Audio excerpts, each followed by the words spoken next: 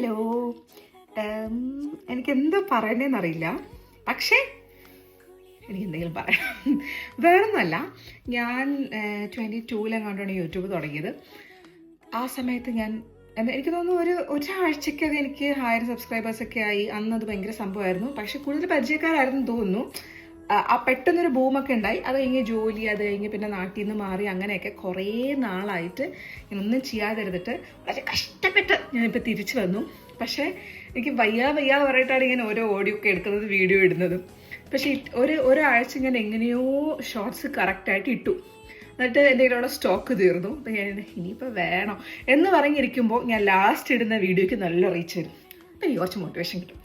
അങ്ങനെ എന്നെ മോട്ടിവേറ്റ് ചെയ്യുന്ന എല്ലാവർക്കും thank you so much. And please like, comment, share and do subscribe.